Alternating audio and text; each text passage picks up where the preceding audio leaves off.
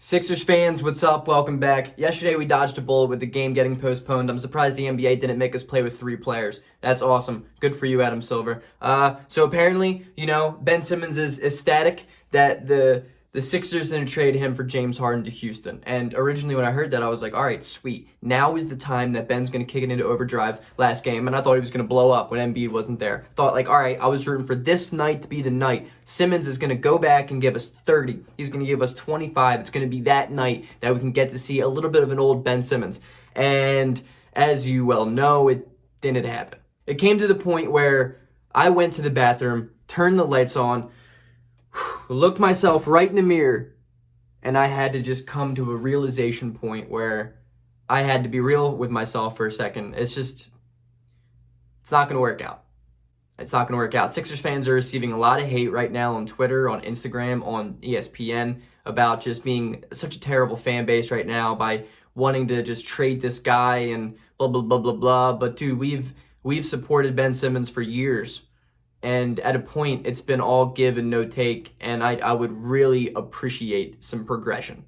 And I don't think us as Philadelphia Sixers fans, us as Philadelphians, are asking for too much when I'm saying that. And I think it's time for a Ben Simmons trade.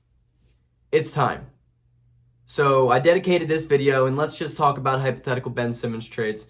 This video might be all over the place because I, along with mostly everyone else, doesn't really know the real trade value that is Ben Simmons. He is such an interesting question mark in the NBA. And that being said, let's get into it.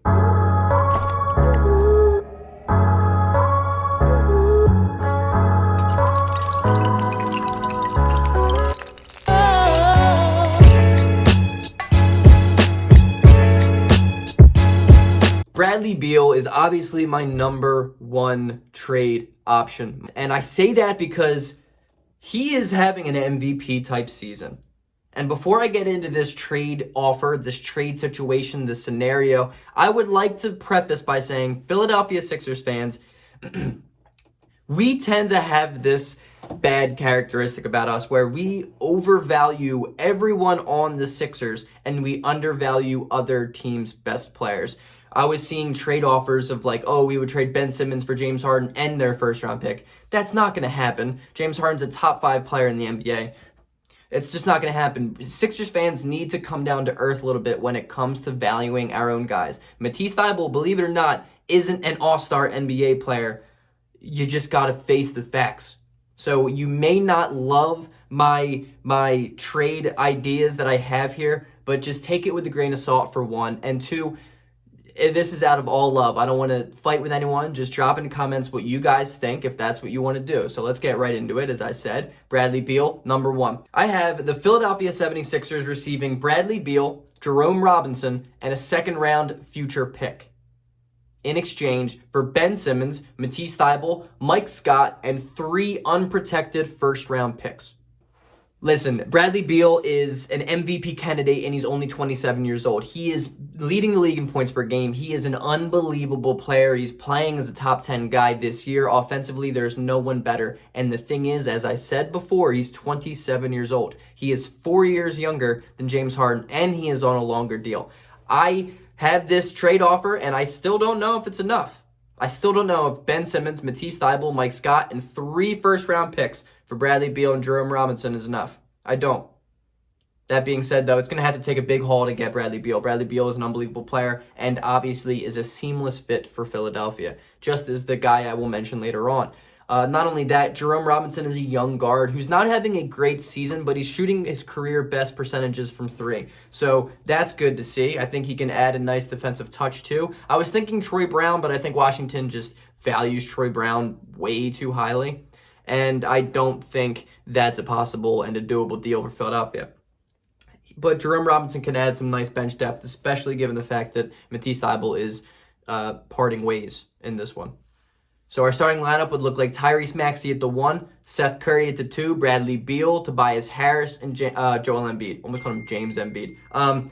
Which is a pretty legitimate starting lineup. Like, that's a really good starting 5 with great defense and great offense. Not to mention, Tyrese Maxey has saved Philadelphia by He's going to lessen the fall so much if we have to move on from a lead guard and Ben Simmons, because Tyrese Maxey can pick up just where he left off. And if anything, Tyrese Maxey can even have an expanded role, play a consistent 30 minutes a night, and really, really, really improve quickly.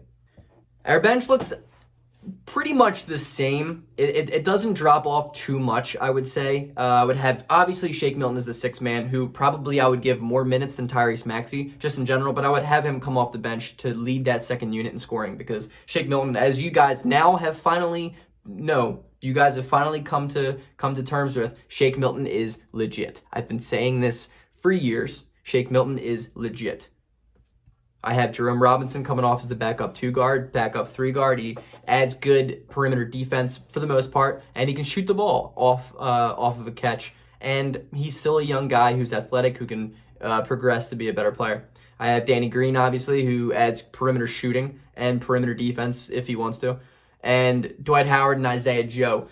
Isaiah Joe, I love the man, but I think once Furkan Korkmaz comes back, the minutes are going to go to Furkan, unfortunately, because Korkmaz is terrible. But Isaiah Joe is improving. If he continues to improve this year, hey, that means we don't have to re-sign Furkan Korkmaz. The second trade offer I have here is a Ben Simmons to the Chicago Bulls mega deal. In this deal, I have Ben Simmons, and only Ben Simmons, going to Chicago in exchange for Philadelphia receiving Zach LaVine, Lauri Markkanen, and 2 lottery-protected first-round picks. Look, I get it, Sixers fans. You may hate this idea. You may hate the idea of trading the best player in a trade, and I am understanding of that. I am well aware of that. But as Sixers fans, we need to realize, I think, that Ben Simmons' trade value is going down pretty quickly. And so Zach LaVine return, along with Lauri Markkanen and 2 first-round picks from the Chicago Bulls, is a really good deal. It adds really, really good depth and still future assets if we want to make another deal. Now, why do this deal other than what I just said? Okay, well, Zach LaVine, gives us that fourth quarter cold-blooded killer mentality. We have not had that since the departure of Jimmy Butler. Sir James Butler the Great. We have not had it since him. We need somebody that can go out and get their own bucket. Zach LaVine is having a career year for Chicago. He is that guy. He shoots the ball extremely well, and the thing is, he's being efficient on a really bad team where he has to do everything.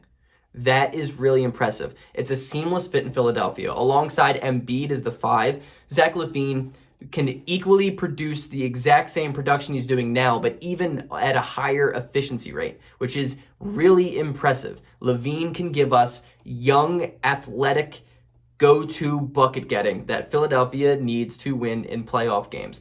Ben Simmons is not a playoff performer. He just isn't. If you can't shoot, you're going to get taken out of games. It happens to Giannis, and Giannis does what Ben Simmons does at a very, very, very high level.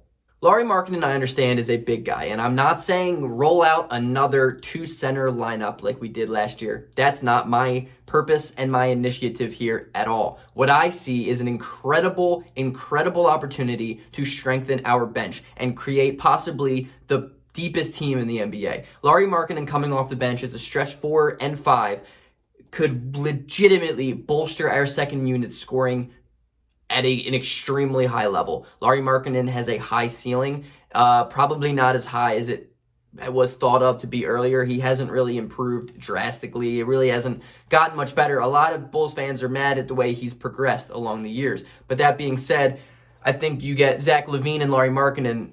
Both units are going to be incredibly good. And the starting 5 to me would look like Tyrese Maxey, Zach LaVine, Seth Curry, Tobias Harris, Joel Embiid as the starting 5. The backups would look like Shake Milton, has to be the first guy coming off the bench. I'm not going to say it again. Lauri Markkanen, because Lauri Markkanen could add an incredible 15 to 20 points a game off the bench with Shake Milton. Those 2 guys could run an unbelievable pick and roll against second units. Are you kidding me? That team does not lose games when their bench has to come in. And sometimes you're going to have a game like we've had recently with Milton or even Lauri Markkanen having their games, them blowing up. So when the starters are struggling, you put them in and they will carry our way, because both of them are starters in the NBA level. But for a team like Philadelphia, that team that is trying to contend, it's beautiful to have those 2 come off the bench. So I would have Shake Milton, Danny Green, Matisse Thybulle, Lauri Markkanen and Dwight Howard to back up at the 5. That bench unit is really legit. In the NBA, you win with star power, Joel Embiid and Zach LaVine as a 2 option, and incredible depth.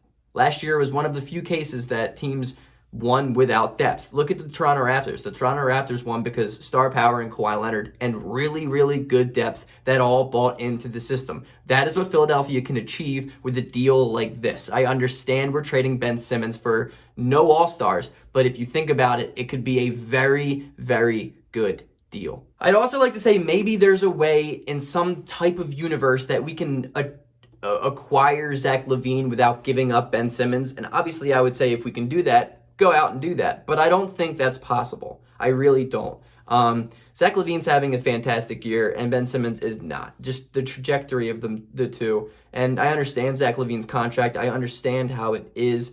But I think this is a very doable contract or doable deal, and I like it. I think it's a good idea. I honestly think it's addition by subtraction and addition by addition. We're adding something that we desperately need, and we are losing something that kind of seems to be holding us back right now. And that being said, that's my video. I hope you guys liked it. And I would also really, really like to say, I love Ben Simmons. He is my second favorite player on the team. He's my favorite college player of all time. I love him.